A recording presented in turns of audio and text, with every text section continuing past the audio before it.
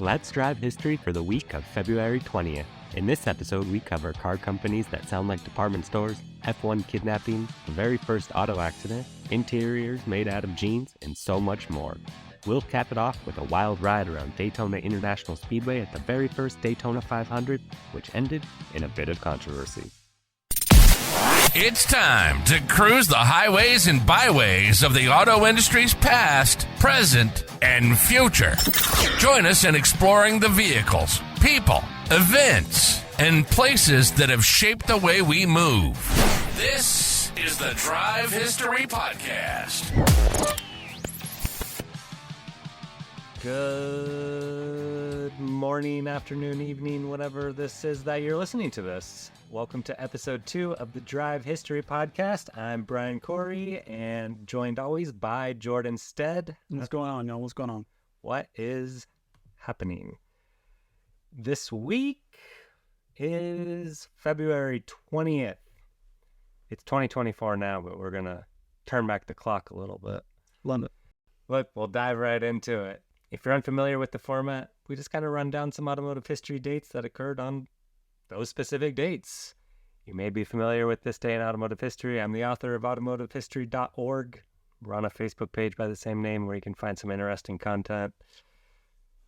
And we're off and running. So, February 20th, 1909, a car company by the name of Hudson Motor Company is founded.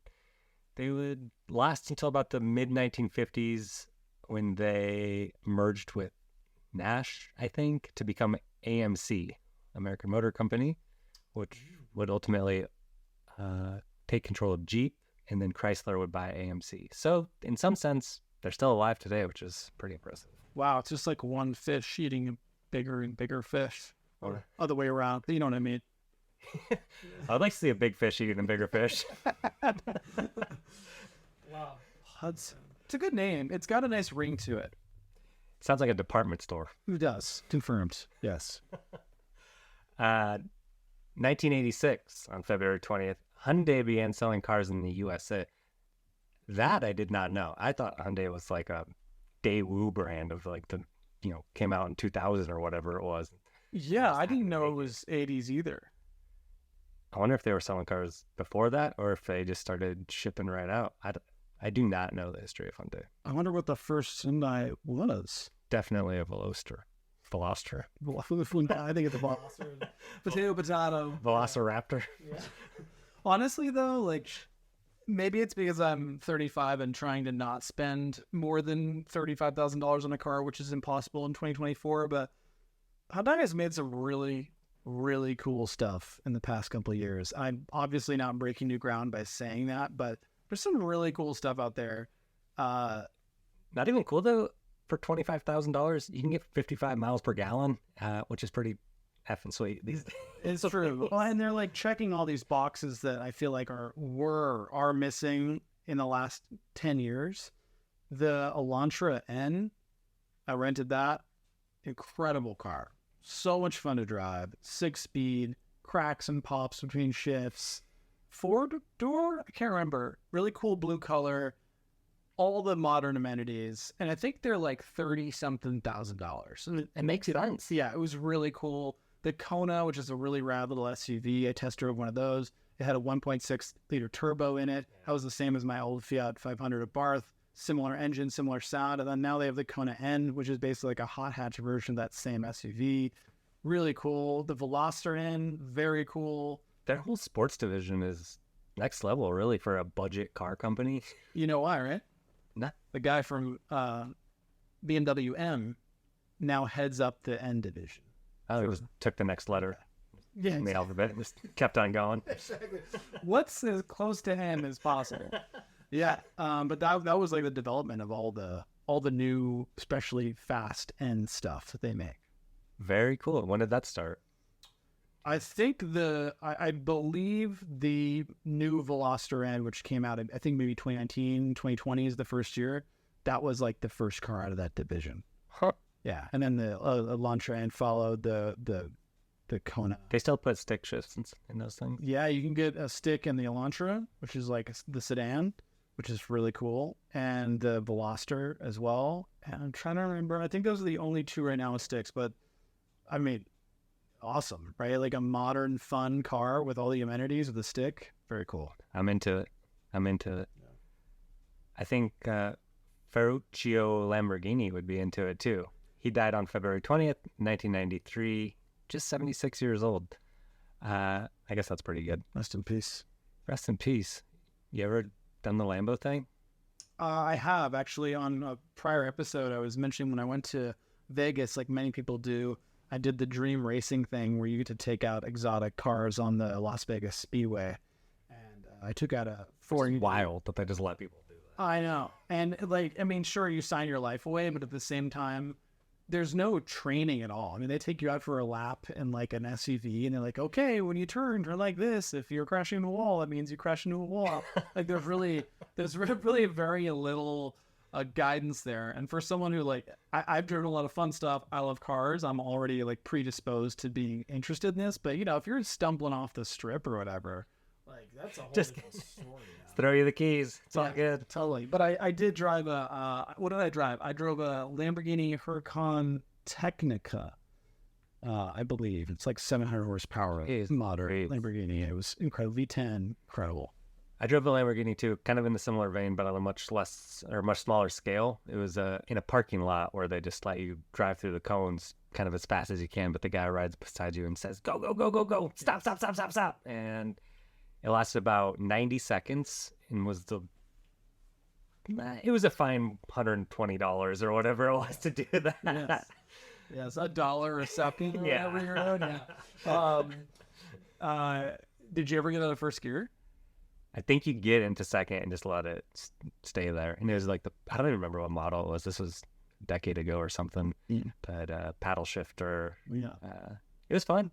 Yeah, it was fun. It would be really cool to just be able to drive something like that out on the roads like you did. Yeah, I would love to take someone out like that on the road, just on a regular road. I mean, it's one thing on track, it's really cool, but I mean, I can't even imagine hitting canyons or something like that. Well, once they start putting the speed limiters in cars now, do you hear about that? They're looking at trying to max out the speedometer or the like capability of a car. It tops out at like 85 or something. No way. It's in the legislature.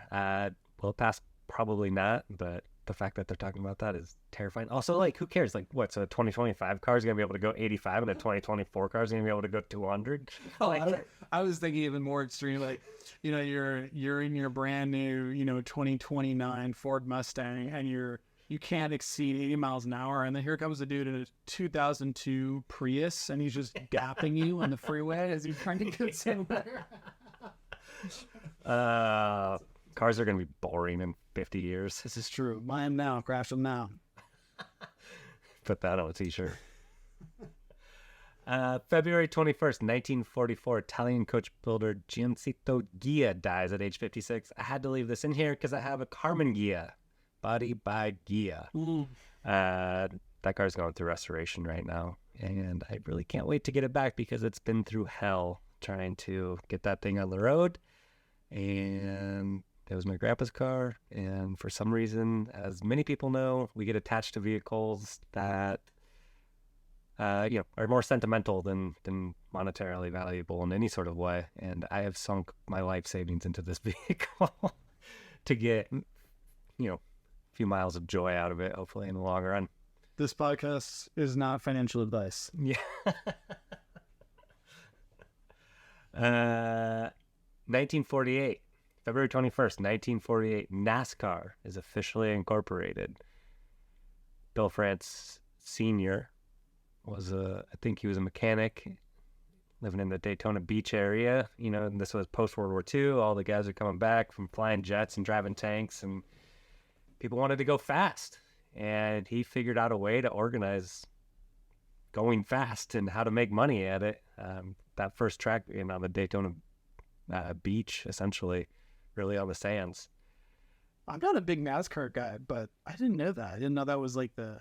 Yeah, I mean, a lot of them came out of moonshining, running from cops, hopping up cars. People just wanted to see how fast their cars... I mean, it's stock car racing, and back then the cars were legit. Like, you drove it out of the dealership onto the track, and you saw what you could do.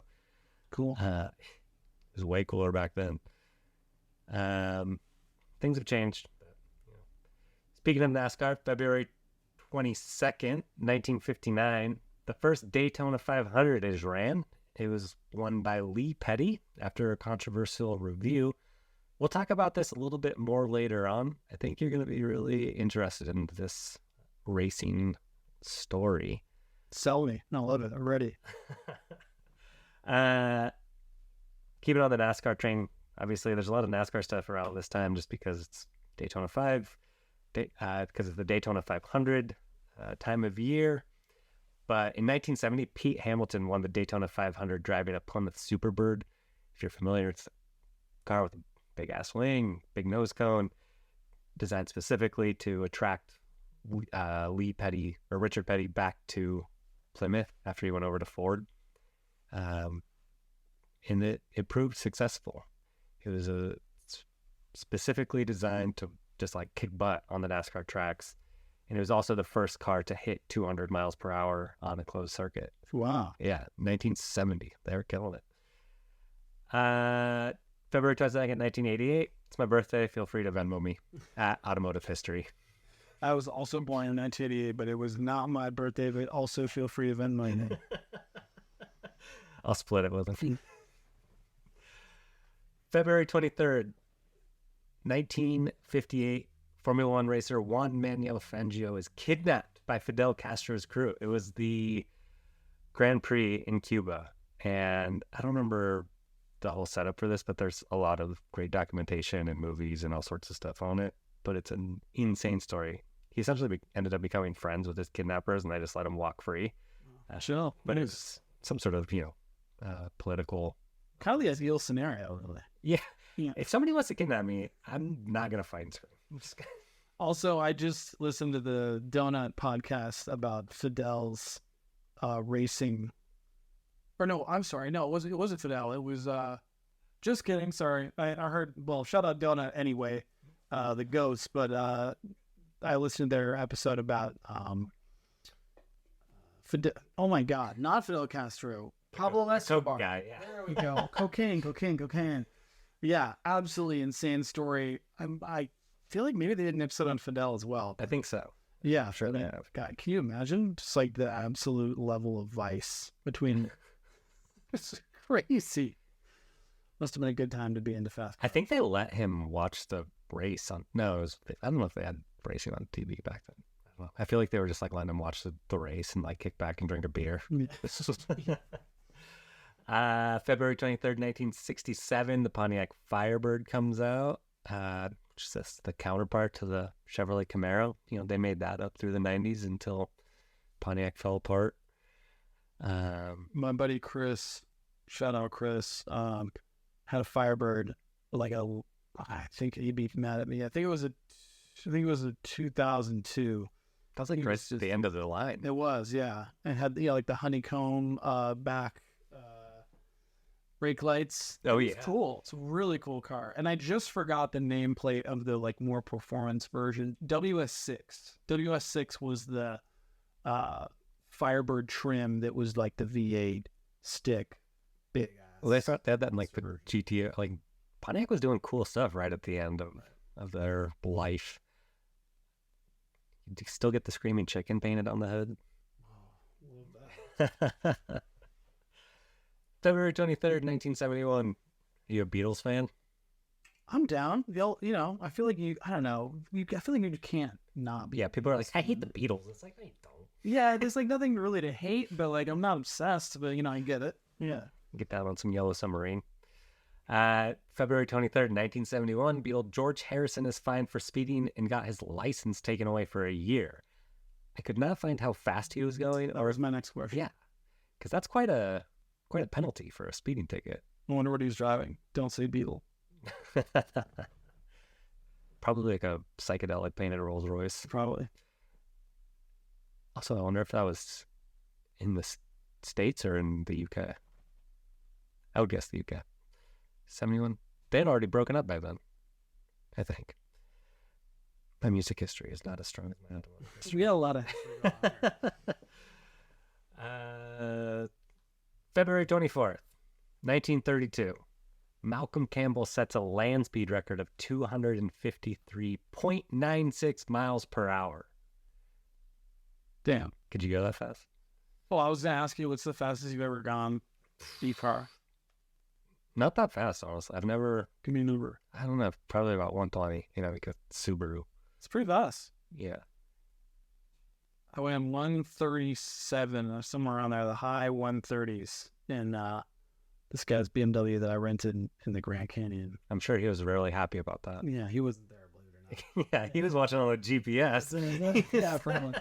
What the fuck? Yeah, it was a 335 drop top BMW Grand Canyon, one of those roads where you're just looking straight through the desert, just cuts all Thelma the and through. Louise. Yes, very like Fear and Loathing in Las Vegas, first scene style road. And my now wife was in the car and she was not thrilled.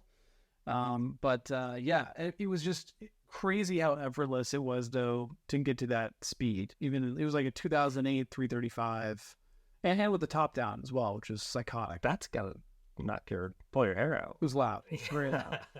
But prior to that, the fastest I'd ever gone was like 120 something in my mom's Passat wagon when I was in high school. Yeah, that's kind of my Subaru story, is a legacy wagon just downhill as fast as I can. It was pretty crazy. I had a buddy or two in the car with me, and we were way out in like some foresty road type stuff, and young idiotic me is thinking, okay, you're going to go 120 something, but if you hit don't even think about hitting a speed bump or anything. What could possibly happen? What could go wrong there?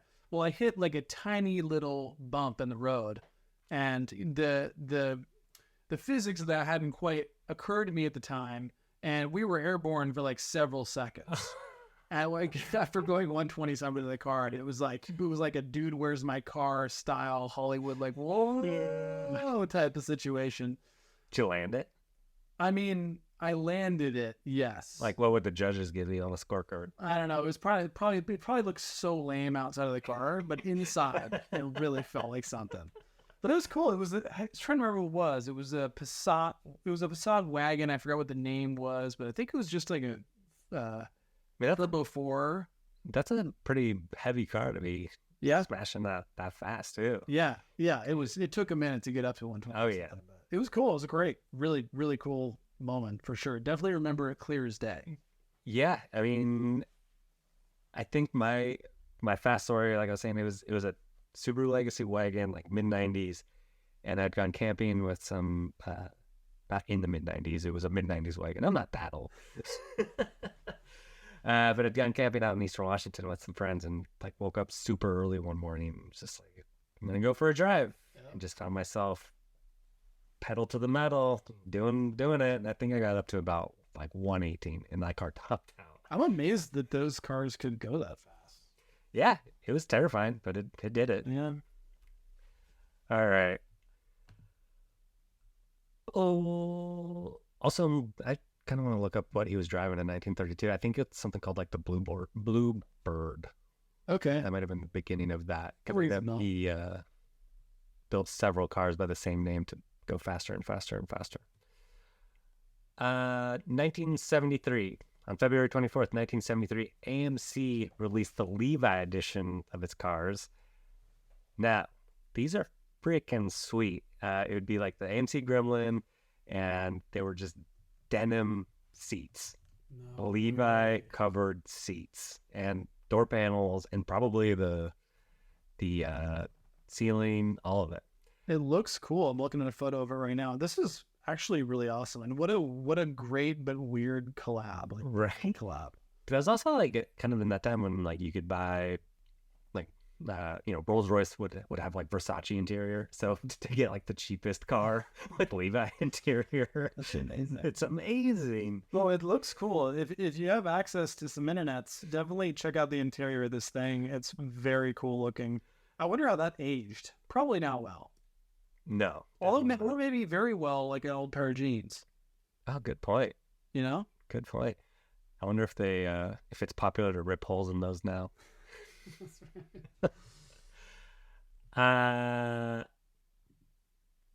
February 24th, 2003, Triumph announces its return to sponsored motorcycle racing. I could not tell you one thing about this, but I felt like it was a good idea to include some Triumph history. They did make some sweet sports cars in the late 60s, early 70s. You're right. But I'm not a motorcycle guy. I couldn't tell you anything about it. Neither am I, but I got my license to ride a motorcycle, and immediately after I got it, I was like, I'm just not gonna ride motorcycles. It's terrifying. So I have the endorsement, and I'm like, I have it. I'm like legally allowed to drive one, but I have no desire. Maybe I should try again, but I don't know. There was just something about it. It was almost like a personal growth thing. I was like, I just want to go do this thing, get the endorsement, and just like never ride a motorcycle again. So, and I have full respect for people who like daily motorcycles. Like that is insane to me. But it is literally insane to me as well. Yeah. Shout out to you if you're doing it, because like to me, a motorcycle seems like a fun machine, and the last thing I'd ever want to do is drive a fun machine like that as a daily in that regard. Like when I think motorcycle, I think like wide open road, Route 66, winds blowing through the hair, no traffic, nothing. You're just hanging out. Like that's what I would I want zero risk. Well, I Yeah. don't think it's possible to get to zero risk when you're on two or four wheels or anything. But I want minimal risk. Yeah. Like city driving. First time I ever rode a dirt bike, I was 11 years old. I get on. My friend's dad was like showing me how to like work the throttle and everything. I just twisted the thing Classic. straight forward about 50 feet, smacked into a tree. Yeah. And that was my motorcycle riding career for the next at least 10 years. I have been on a Harley. I have done the speed bike thing a couple times, or if that's a sport bike. Yeah. Not endorsed, but I did make it work. Had to try it. Yeah. Harleys are heavy. Riding those bikes is hard. Yeah, I've lost any skill I had from learning how to ride one now, like just to get the endorsement. So I probably wouldn't even know how to turn one on at this point. February 25th, 1899, Renault is founded. The only Renault that I've been in, I think, and it didn't even move, was a Renault Clio that our previous guest, Dylan, had imported from Japan. Pretty wild car to listen to, but I think they only made like 100 of those things. They're like street legal rally cars, essentially. But no, never had an experience. Probably ran around in a couple of Renault taxis in Europe. Yeah. Not exciting. Also not exciting, on February 25th, 1919, Oregon became the first U.S. state to impose a tax on petrol, starting at 1%. The tax is used for road maintenance and construction. Thanks a lot, Oregon. I think we pay about 60 cents a gallon in tax now. I don't even want to know. It doesn't matter. February 25th, 1979, Christie's, London auction house, held its first collector car auction, and it sold a 1936 Mercedes-Benz 500K Roadster for $400,000, which is a lot of money in 1979. Those cars still sell, I think, probably $1 to $2 million. I have to check in on that with the market. $100,000 in 79. What is that in like 2024 year? I mean, it's got to be. Let's find out. 3 million. What's your guess? I think that sounds about right. Maybe even more. Yeah, maybe. I have no idea. I'm just throwing crazy numbers at you. Hold the phone. Internet research happening right now.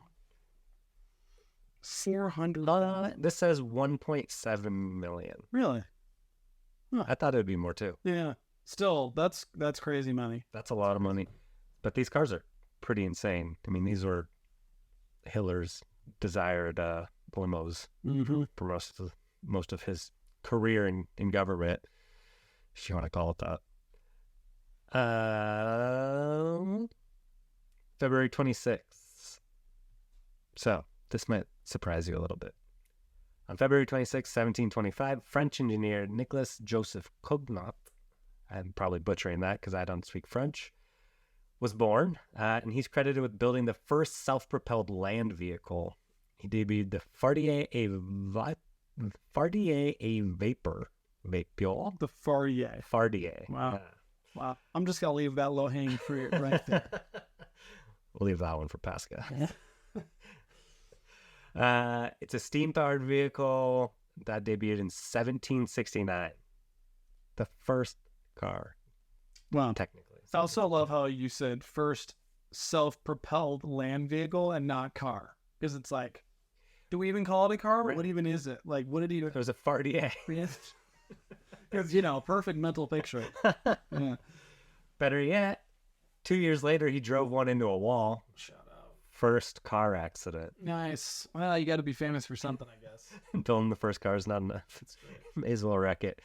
That thing went 4 miles an hour. It was a troop transport. He was a military engineer. I know too many dumb things. You know what things. And to round out the week, February 26, 1936, speaking of Hitler, that sounded way too exciting. The first Volkswagen manufacturing factory located in Saxony is christened by Adolf Hitler himself. Went the smack of a champagne bottle. No.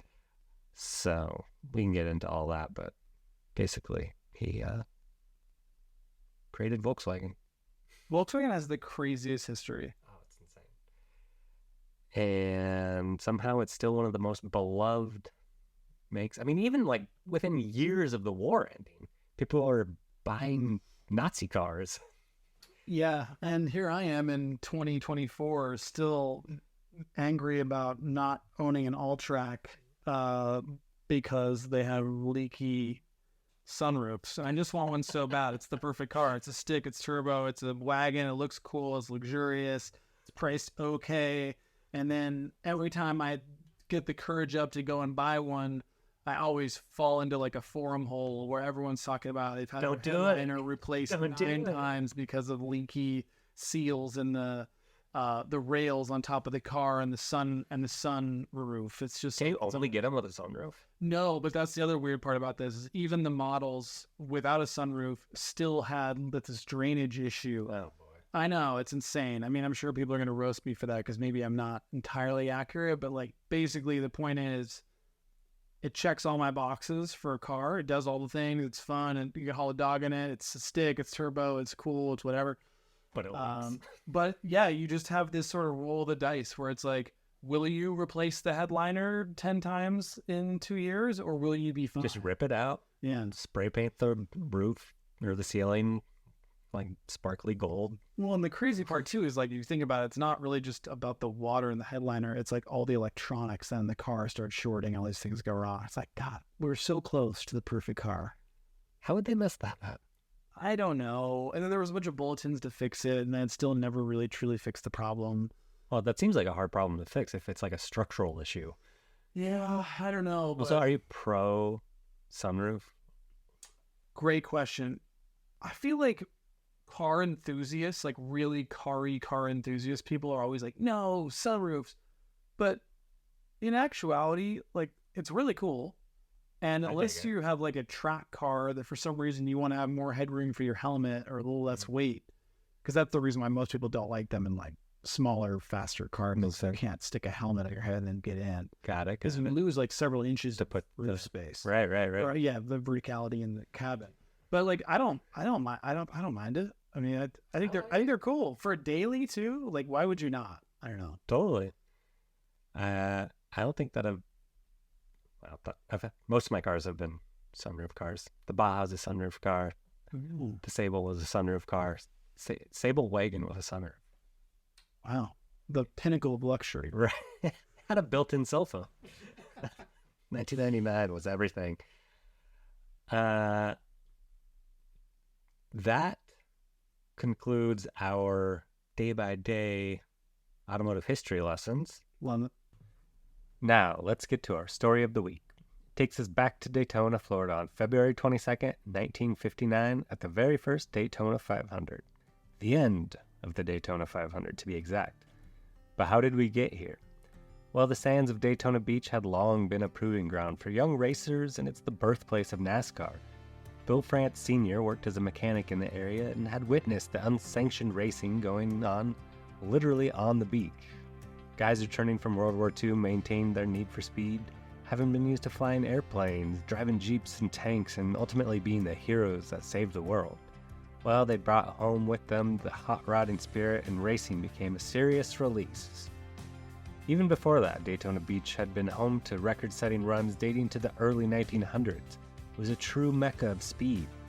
France, recognizing that more and more people were hopping up their cars and taking them to the sands to push their limits, began to dream up a new racing league, and in 1948 he officially incorporated the National Association for Stock Car Auto Racing. Much racing went down the Daytona Beach road course, which combined a section of a highway with a straight run down the sands of Daytona Beach on the return. Yet, as the racing series grew, France knew a track in the area would be necessary for a number of reasons, but high among them was the ability to sell tickets, and lots of them. He started planning the Daytona International Speedway in 1953 and broke ground in 1957. This all led to the first official race at the track, the 1959 Daytona 500. Okay, so we're at the track and running the first race in front of more than 40,000 people. By the time Lee Petty and Johnny Beauchamp neared the finish line, there had been no caution flags and none would fly. The excitement, as it should, fell on the racing itself, and as the pair neared the checkers, it drew a standing crowd. Then flash! They hit the finish line and the cameras went off. And a good thing too, because it would require careful photo analysis to ultimately determine the winner. Moments later, Beauchamp would be declared the winner. Petty contested, saying, "I had Beauchamp at a good 2 feet. In my own mind, I know I won." Beauchamp replied, "I had him by 2 feet. I glanced over to Lee Petty's car as I crossed the finish line, and I could see his headlights slightly back of my car. It was so close, I didn't know how they would call it, but I thought I won." Well, racing isn't a battle of words, it's all about speed, right? Well, there was a little rush to announce an official winner. In fact, it took Bill France 3 days to finally call it. Why? Well, every day he delayed releasing the result, his race ended up on the front page of newspapers across the South and beyond, with headlines like, "Still no winner." This, of course, provided ample publicity for the still very young racing series. After soaking up the press, he made the announcement. Lee Petty was the winner of the first Daytona 500. The race has been held every year since, with highlights including 1988, 50-year-old Bobby Allison beat his son Davey, resulting in the only 1-2 father-son finish. Jeff Gordon led a 1-2-3 win for Hendrick Motorsports, with Terry Labonte and Ricky Craven following him. Dale Earnhardt Sr. got his only win at Daytona in 1998 after 20 years of trying. And as we mentioned earlier, Pete Hamilton won the race in a Plymouth Superbird, providing sufficient evidence that Mopar's wing cars could truly fly. Until next week, remember, drive history every day.